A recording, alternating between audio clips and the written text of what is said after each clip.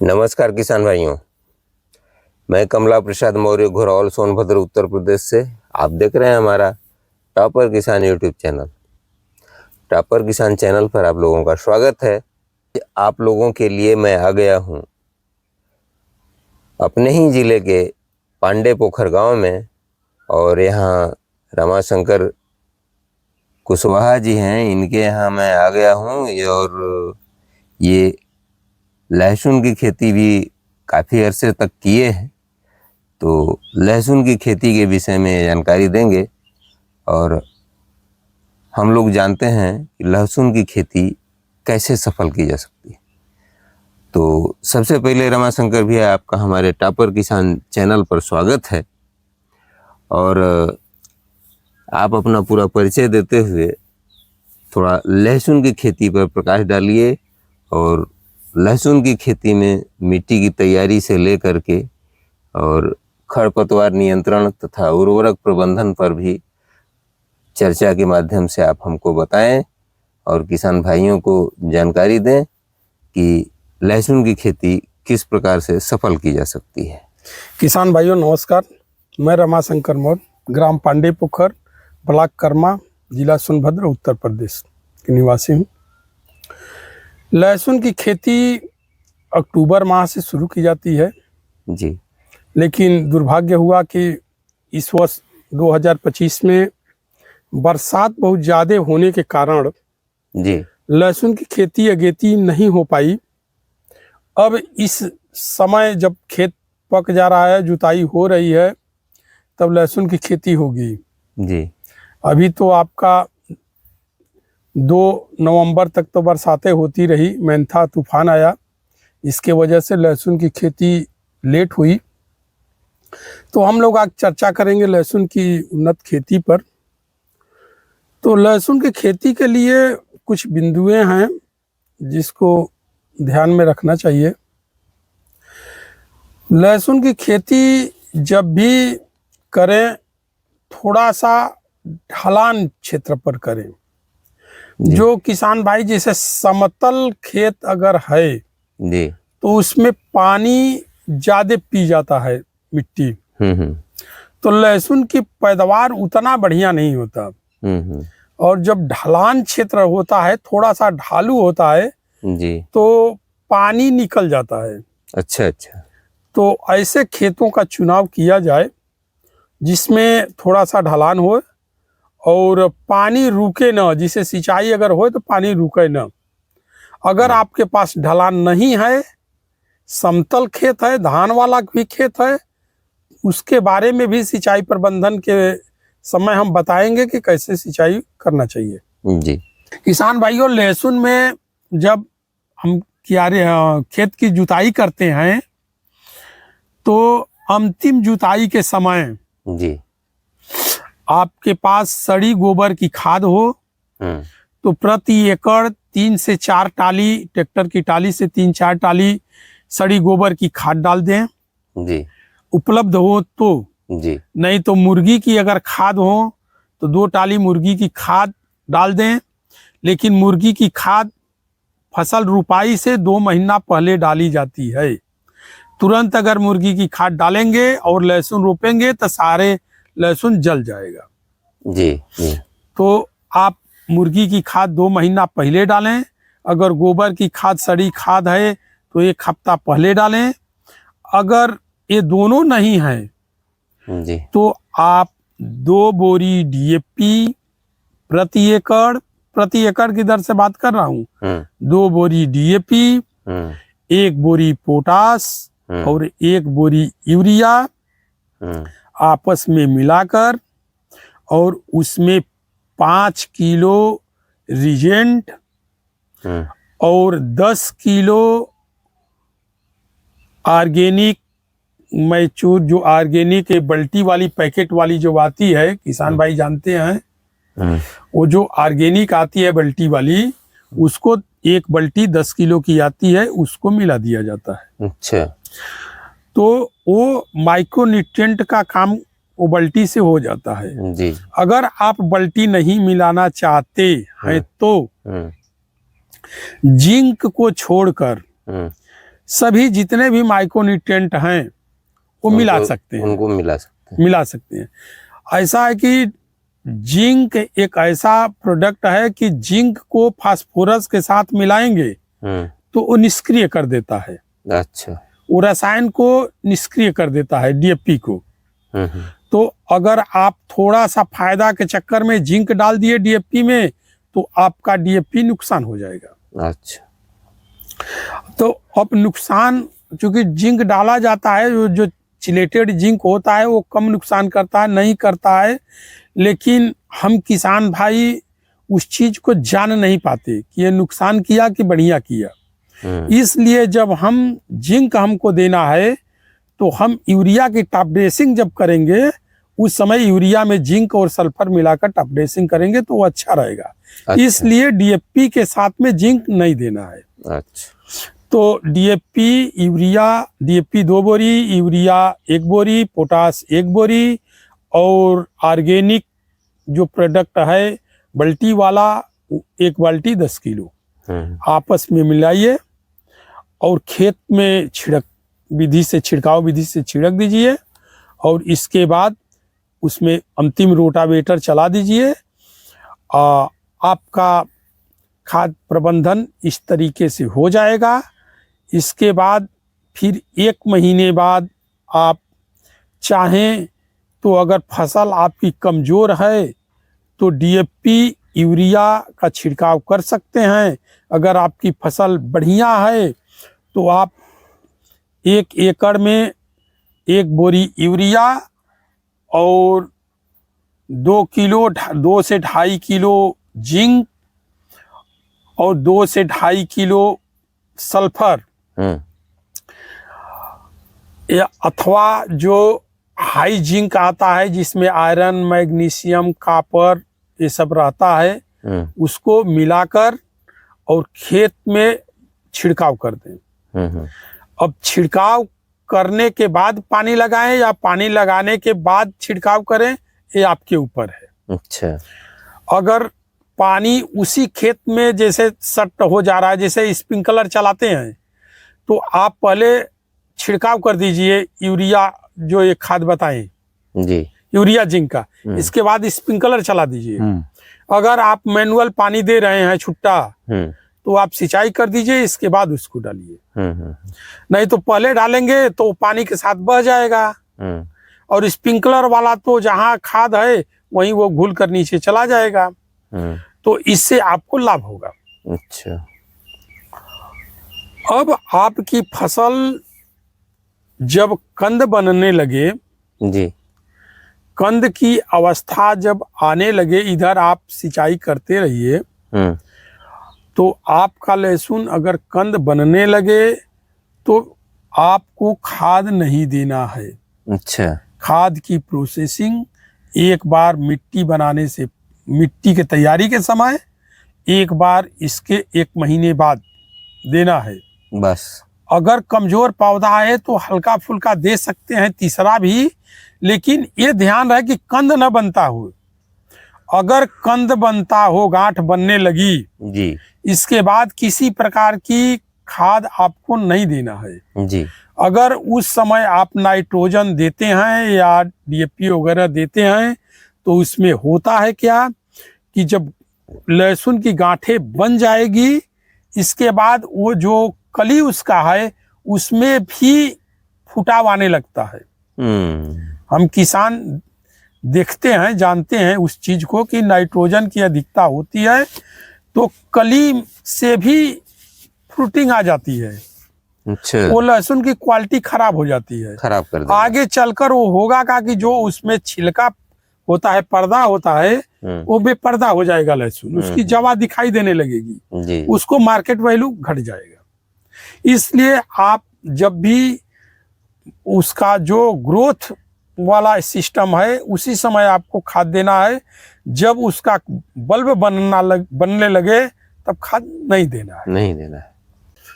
तो सबसे पहले मिट्टी की तैयारी, आप खेत जब अच्छी तरह पक जाए तो 3-4 बार कल्टीवेटर से आप जुताई कीजिए, इसके बाद रोटावेटर से जुताई कीजिए, इसके बाद फिर कल्टीवेटर से जुताई कीजिए, इसके बाद रोटावेटर से जुताई कीजिए। यानी कहने का अर्थ है कि 3-4 बार कल्टीवेटर से जुताई कीजिए, 2 बार रोटावेटर मारिए। मिट्टी एकदम नरम मुलायम भुरभुरी होना चाहिए। जी जी। इसके बाद आप उसको छोटे छोटे कियारियों में कियारी मेड़ नाली बना लीजिए। जी जी। जैसे ढनाल हो, जितना आपका रकबा हो। अगर आप बड़े रकबे में करना चाहते हैं तो बड़ा कियारी बनावें, अगर छोट रकबा में करना चाहते हैं तो छोट छोट कियारी बनावें, सिंचाई के सुविधा के अनुसार। जी। एक जो कियारी बनती है उसकी चौड़ाई ज़्यादा न रखें, तकरीबन 4 से 5 फीट चौड़ी रखें। लंबाई चाहे आप जितना जा सकते हैं आप जाएं, ढलान के अनुसार। अगर आपका खेत समतल है तो आप तकरीबन करीब 50 मीटर से ऊपर मत जाइए। अच्छा। अगर बड़े किसान हैं और आपका समतल कियारी है तो 50 मीटर लंबा से ऊपर मत जाइए। अगर आपका कियारी वो जमीन ढालू है तो आप 60, 70, 80 मीटर भी जा सकते हैं। अच्छा। एक प्लाट कियारी की वो लंबाई, लेकिन चौड़ाई हर हालत में आपको 4 से 5 फीट रखनी है। अच्छा। अगर ज़्यादा चौड़ा कियारी अगर बनाते हैं, चौड़ाई में ज़्यादा करते हैं तो आप पानी छोड़ेंगे तो एक साइड सिंचाई होगी, एक साइड नहीं होगी। अच्छा। ये तो हो गई सतही। अगर आपके पास मिनी स्प्रिंकलर है तो आप चाहे कियारी बनावें अथवा न बनावें, उससे कोई मतलब नहीं है। स्प्रिंकलर की सिंचाई जब भी होती है तो फुहारा विधि से होती है, उसको वो मतलब मायने नहीं रखता कि आप कियारी बनाएंगे कि नहीं बनाएंगे। जी। तो अब हम ये कहेंगे कि जो फुहारा विधि की होती है जी, उसमें ऑलरेडी 25% की पैदावार बढ़ जाती है। अच्छा। हाँ, ये सतही सिंचाई से उसमें पैदावारी बढ़ जाती है। अच्छा। तो पहले आप जब मेड़ बनावें, रोपाई करने चलें तो आप पहले से सुनिश्चित कर लें कि इसको हमको कैसे सींचना है। अगर सतही सिंचाई करना है, पानी छुट्टा छोड़ना है, तो उसके लिए अलग अपना मेड़ और नाली बनाना पड़ेगा। और नहीं स्प्रिंकलर है तब तो कुछ भी नहीं बनाना है, वो तो स्प्रिंकलर लगा देंगे, वो चला जाएगा। जी। इसके बाद आती है बीज। आपका लहसुन का बीज जो मार्केट में देखें कि उन्नतशील बीज हो, जैसे कि अगर हम नाम रख देते हैं कि G1, G1, G2 या HRDF ने कई वैरायटियाँ निकाली हैं, शायद हम किसानों को न मिले। जी। इसलिए कि लहसुन की कोई खास वैरायटी उस पर नाम लिखकर नहीं आती। तो किसान भाइयों, जो आपको उचित वैरायटी लगे, जो मार्केट में मिल जाए आसानी से या किसानों के पास मिल जाए आसानी से, बड़ी कल्ली की हो, उसमें कल्ली की संख्या देखिए, कम हो या छोट हो, कल्ली की संख्या मोटी मोटी कल्ली हो, उसी को आप स्वस्थ लहसुन हो, उसकी कली निकालने पर मोटी मोटी हो, लंबी लंबी हो, उसी का चुनाव करें। और आपका 1 एकड़ में तकरीबन 3 कुंटल लहसुन लगेगा। अच्छा, 1 एकड़ में लगभग 3 कुंटल बीज जो अच्छा, 3 कुंटल वो गांठ होती है बड़ा वो 3 कुंटल आपको लगेगा। अच्छा। और 3 कुंटल से हो सकता है 10-20 किलो कम हो जाए, 10-20 किलो ज़्यादा हो जाए, लेकिन हम लोगों का मानना है कि 3 कुंटल में 1 एकड़ होता है। अच्छा अच्छा। तो आप उस लहसुन की जवा को वो एक फोड़ लीजिए, मजदूर लगाकर अलग कर लीजिए। इसके बाद आप लहसुन की रोपाई जब करना है तो उस लहसुन को उतना जितना आज के डेट में रोपाई होनी है जी, उतना आप कार्बेंडाजिम के घोल में डुबो दीजिए। अच्छा अच्छा। पहले बाबिस्टीन आती थी, बाबिस्टीन हो सकता है न मिले अब, तो यूपीएल का साफ है कार्बेंडाजिम मैंकोजेब या थीरम है। उसमें आप एक टब ले लीजिए, उसमें पानी भर लीजिए, उसमें प्रति लीटर 2-2.5 ग्राम की दवा डाल दीजिए और उसमें लहसुन के बीज को डुबो दीजिए।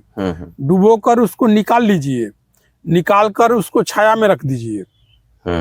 जब लहसुन, उस समय रुपाई नहीं करनी है, 2 घंटे बाद जब लहसुन की जवा से पानी सूख जाए तब उसको ले चलकर खेत में रुपाई करनी है। अच्छा अच्छा। अब जब रुपाई करनी है तो रुपाई की मेथड 2 प्रकार से रोपी जाती है हमारे यहाँ। एक तो है कि पतील कुदारी द्वारा, खुरपी द्वारा नाली खींची जाती है और नाली में एक एक लहसुन की जवा को रखा जाता है जी। फिर मिट्टी से ढक दिया जाता है। दूसरी पद्धति में होता है कि खेत में पानी चला दिया जाता है जी। इसके बाद जब पैर सहने लायक हो जाए, कीचड़ न हो, मतलब उसमें जाने पर मिट्टी तकरीबन 5 सेंटीमीटर 2 सेंटीमीटर मतलब दबे, हल्का सा मिट्टी पैर से दबे, अब खेत नम हो, उसी समय मजदूर लगाकर रोपाई कर दी जाती है, उसमें गाड़ देते हैं मिट्टी में। अच्छा। इतना मिट्टी नरम होती है कि लहसुन की जो कली है वो धंस जाए मिट्टी में जी। उसको धंसा देते हैं और इसके बाद उसको छोड़ देते हैं। और दूसरी में तो बताए कि वो लाइन खींचकर सूखी और उसमें एक एक लगाते हैं, फिर उसको ढक देते हैं, इसी क्रम से लगाते जाते हैं जी। तो अब लगाने की प्रोसेसिंग 2 अलग अलग विधियां हैं, जिस तरह से आप उचित समझें, या तो सूखी बिजाई कर सकते हैं या तो गीली बिजाई कर सकते हैं जी। तो अगर आप गीली बिजाई करते हैं तो लहसुन की रुपाई के 24 घंटा के अंदर जी आप उसमें पेंडिमेथिलीन 1.5 लीटर प्रति एकड़ के हिसाब से छिड़काव कर दीजिए जी। अगर आप लहसुन की सूखी बिजाई करते हैं तो 1.5 लीटर से 2 लीटर पेंडिमेथिलीन, 2 लीटर पेंडिमेथिलीन आप सूखी मिट्टी पर स्प्रे कर दीजिए। अच्छा। स्प्रे कर दीजिए और पानी लगा दीजिए। एक साइड आप पानी लगाइए, आगे आगे स्प्रे कीजिए, पीछे से पानी लगाइए। क्योंकि अगर आप सुबह में स्प्रे कर दिए और पानी नहीं दिए, शाम को देंगे तो एक केमिकल उड़ जाएगा और घास जम जाएगा, आप कहेंगे कि दवा काम नहीं किया जी। तो वो दवा छींटने के बाद पानी देना बहुत जरूरी है। उतने में दवा छींटिए जितना में आप पानी दे सके, नहीं तो दवा उड़ जाएगी। अच्छा। हाँ, दवा उड़ जाएगी, वो बेकार हो जाएगा। तो पेंडामेथिलीन अगर छिड़काव कर देते हैं तो 40 दिन तक आपका खरपतवार से 80% निजात मिल जाएगा। 20% अगर आता है तो उसका मैनुअल हाथ से निकालना पड़ेगा जी। इसके बाद आप हर 15 दिन 20 दिन पर सिंचाई की जाती है। जैसे कि मान लीजिए कि ठंडी का मौसम है, कोहरा पानी बदरी है, तो इस स्थिति में लेट सिंचाई होती है। जस जस टेम्परेचर बढ़ता है वैसे वैसे ही सिंचाई की क्रम दिनों की अवधि कम होती है। अच्छा, कम दिनों पर सिंचाई करना पड़ता है। जैसे मान लीजिए कि आपका फरवरी हो गया तो फरवरी पर 10 दिन पर सींचते हैं, वही मार्च में अगर सिंचाई करनी है तो उसको हम 1 हफ्ता पर करते हैं। तो यही सिंचाई बात, जैसी जरूरत होगी उस हिसाब से सिंचाई कीजिए। उसमें खरपतवार जो भी आए, अगर बाद में आएंगे उसको आपको हाथ से निकालना पड़ेगा जी। पेंडिमेथिलीन के अलावा आप लहसुन में कोई केमिकल न डालें। अच्छा। अगर कोई खरपतवार नाशक आपको कहता है कि ये डाल दीजिए तो आप न डालें। अच्छा। कोई सक्सेसफुल नहीं है। अगर आपको कोई किसी ने बोला कि ऑक्सी फ्लोरोफेन डाल दीजिए ऑक्सी गोल्ड के नाम से, जी। वो लहसुन की पत्ती को जला देता है। अरे। वो प्याज के पत्ती के लिए सही है, लेकिन लहसुन के लिए सही नहीं है। अच्छा। उसी तरह और भी दवाइयाँ केमिकल हैं, तो लेकिन वो लहसुन के लिए सक्सेस नहीं है। पेंडिमेथिलिन एक ही है ऐसा जो सक्सेस है। अच्छा। इसके बाद आपको हाथ से ही निकालना पड़ेगा। इसके बाद बात आती है कीटनाशक और कीट और फंगस की। तो इसमें देखिए कीट में थिप्स लगता है जी, और माइट लगता है। थिप्स और माइट जबरदस्त लगता है। जो किसान भाई थिप्स और माइट को कंट्रोल कर लिए, उनका लहसुन बहुत बढ़िया उत्पादन देगा। अच्छा। उसमें आपको जब 2 से 3 पत्ती होती है लहसुन जी, तभी से ध्यान देना होगा कि हमारे खेत में थिप्स का प्रकोप न हो। अच्छा।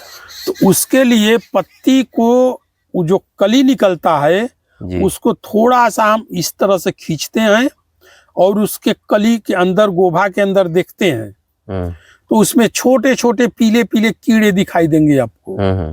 अगर 2 ही 4 कीड़े दिखाई देते हैं तो आप एकदम सतर्क हो जाइए, ये थिप्स का प्रकोप हो गया है जी।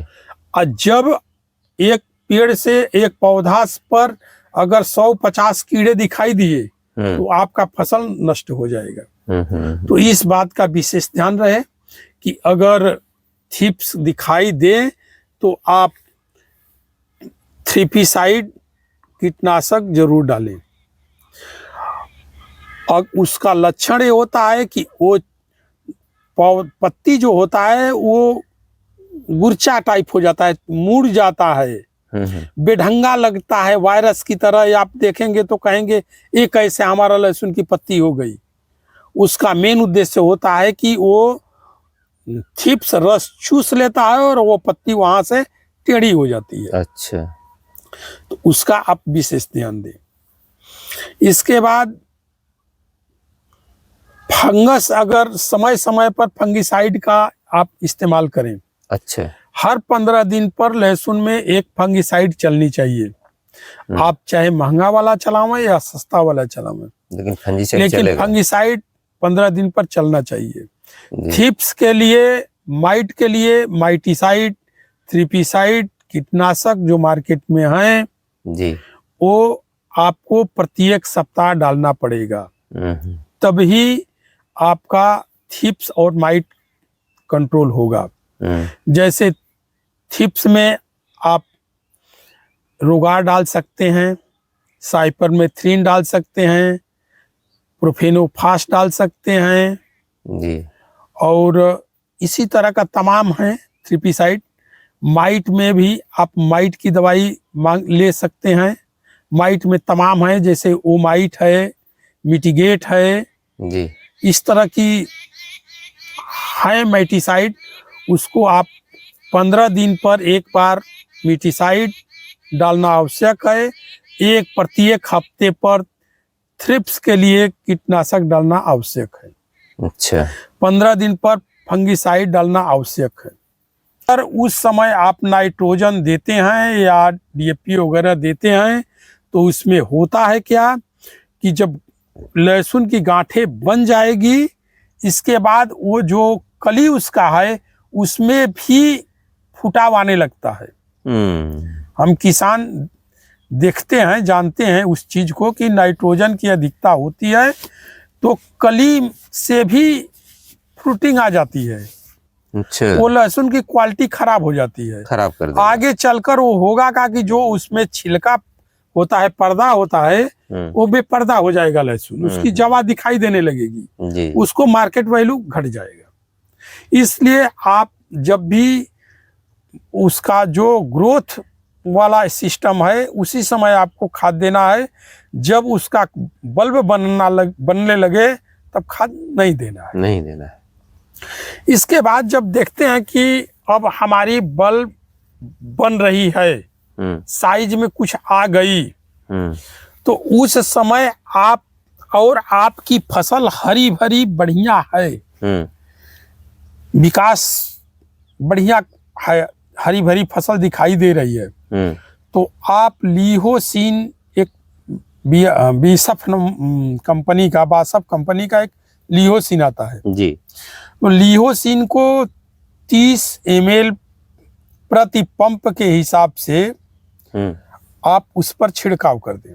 अच्छा, जब कंद आधा बन जाए, अब आप देख लें कि कली हमारी बन गई है, बल्ब बन गई है, यानी अर्थात खुदाई से 15 दिन पहले 20 दिन पहले आप लिहोसिन का छिड़काव कर दें। अच्छा, जब लिहोसिन का आप छिड़काव करेंगे तो ऊपर वाला जो ग्रोथ है उसको दबा देगा। अच्छा, और सारा उसका एनर्जी जितना फसल का है वो बल्ब में झोंक देगा। बल्ब का आकार बढ़ जाएगा और ऊपर का आकार जो पत्ती अब निकल रही है वो नहीं निकलेगी, उसको रोक देगा।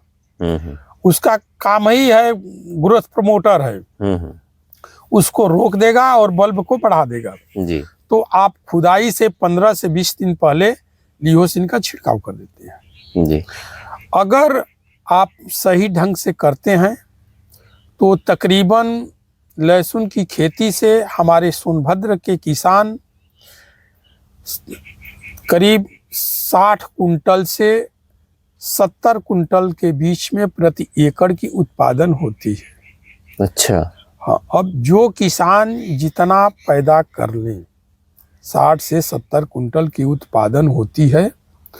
अब बढ़िया ढंग से करेंगे तो 60 कुंटल होगा, 70 कुंटल होगा, लो करेंगे तो 50 कुंटल होगा, वो उससे भी लो करेंगे तो 40 कुंटल होगा, और एकदम आप अनाड़ी हैं तो आप घाटे में भी चले जाएंगे। तो आप मन लगाकर मेहनत से लगन से आप लहसुन की खेती कीजिए और 60 से 70 कुंटल प्रति एकड़ की पैदावारी आप सुनिश्चित ले सकते हैं।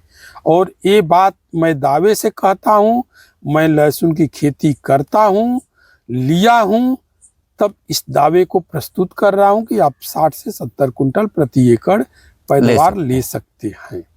अब जैसा रेट मिलेगा वैसा। अब रेट तो देखिए बाजार के ऊपर निर्भर है, बाजार की बात मैं इस वीडियो में नहीं कर पाऊंगा। कभी लहसुन का रेट जा रहा है 300 रुपया किलो, तो कभी जा रहा है 30 रुपया किलो। तो बाजार की क्या वैल्यू होगी वो तो हम किसानों की किस्मत के ऊपर है। अगर हम खेती करते हैं, बाजार अगर बढ़िया मिल गया तो बढ़िया प्रॉफिट हुआ, अगर बाजार नहीं मिला तो मीडियम हुआ जी। ये तो अब बाजार की बात तो बाजार जाने। जी, आपने किसान भाइयों को बहुत अच्छी जानकारी दिया। तो प्यारे किसान भाइयों, आपने देखा कि रमाशंकर मौर्य भैया ने कितना अच्छे तरह से आपको लहसुन की खेती के विषय में जानकारी दी है, और निश्चित रूप से इस जानकारी से आपको लाभ हुआ होगा। और खरपतवार का नियंत्रण से लेकर के उर्वरक प्रबंधन तक और सारी जानकारी इन्होंने दिया है। अगर आप लोग हमारे चैनल पर नए हैं तो चैनल को सब्सक्राइब कर लीजिएगा। आपको आज की वीडियो अच्छी लगेगी तो वीडियो को लाइक ज़रूर कीजिएगा, साथ में दूसरे किसान भाइयों में भी इस वीडियो को शेयर कीजिएगा। अगर आप मुझे टॉप पर किसान फेसबुक पेज पर देख रहे हैं तो पेज को फॉलो कीजिएगा और लाइक कीजिएगा। तो इतनी अच्छी जानकारी देने के लिए आदरणीय प्रगतिशील किसान रमाशंकर भैया को हम धन्यवाद देते हैं और इनके लिए मंगल कामना करते हैं। और इसी के साथ आज के कार्यक्रम से हम लोग विदा लेते हैं। फिर अगले कार्यक्रम में, अगली वीडियो में आप लोगों से फिर मुलाकात होगी। तब तक के लिए आप हमको आज्ञा दीजिए। नमस्कार, धन्यवाद। जय जवान, जय किसान, जय विज्ञान।